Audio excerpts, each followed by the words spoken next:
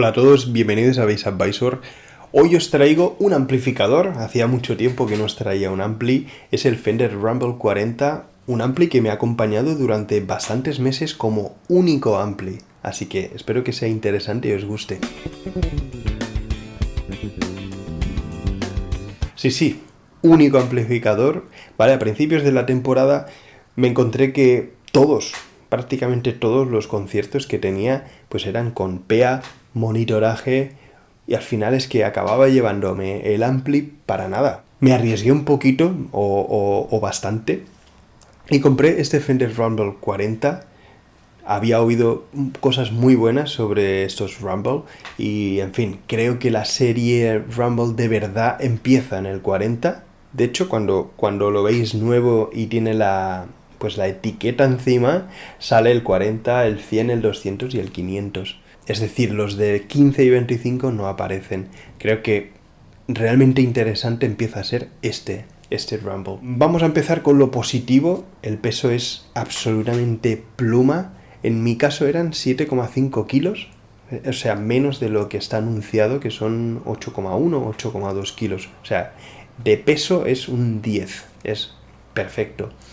En cuanto a sonido, pues para ser 40 vatios y para ser un amplificador tan pequeño, suena como muy vitaminado, suena muy lleno. Esa es la parte buena, pero también es su pequeño problema. Y es que si queréis un sonido lo más limpio posible, va a ser difícil. Y me he encontrado en algunos casos en el que ya este Rumble 40 suena demasiado grueso.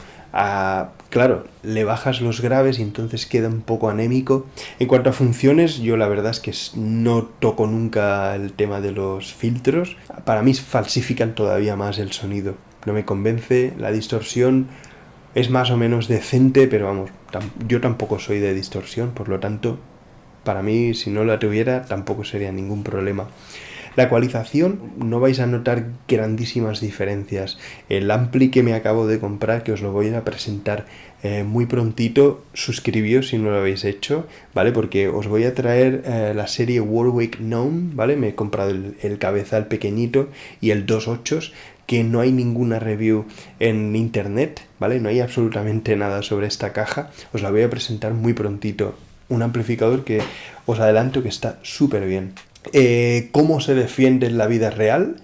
He utilizado el ampli para montones de ensayos, para bolos de jazz, con contrabajo sobre todo. Lo he utilizado para ensayos de pop rock, con percusionista y con batería, en un pequeño teatro, y daba el 80 al 90% de volumen que necesitaba. O sea, queda un poco corto, pero casi es suficiente. O sea, es sorprendentemente alto lo que llega a sonar este ampli. Lo he utilizado en un bolo en el que todo el mundo iba por PEA menos yo, que iba por el ampli. Os voy a dejar un pequeño vídeo y creo que vais a alucinar porque no sonaba mucho y el ampli pues lo llevaba a tope y casi sonaba. Bueno, de hecho, sí. Hice el bolo y tampoco estuvo mal.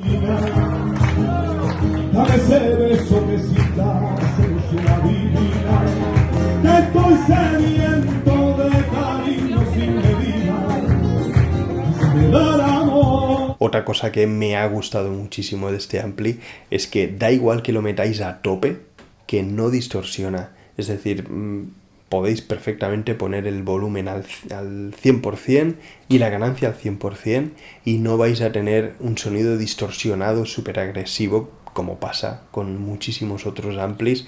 Me imagino que la razón es porque pues simplemente el cono será de 60 vatios o de más potencia, con lo cual pues el ampli puede dar el 100% de sus posibilidades sin que el cono pues esté sufriendo excesivamente. Así que sepáis que lo podéis meter a tope sin miedo. Creo que nada más. Seguramente me estaré olvidando montones de cosas, así que preguntad lo que queráis. Creo que es una compra muy buena. Es un ampli caro.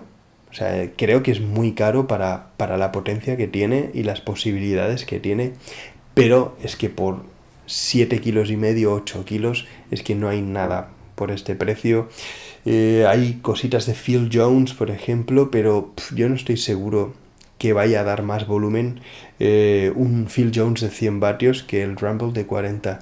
Y si no, estarán ahí. Así que creo en fin, que es una compra bastante interesante, sobre todo como ampli secundario.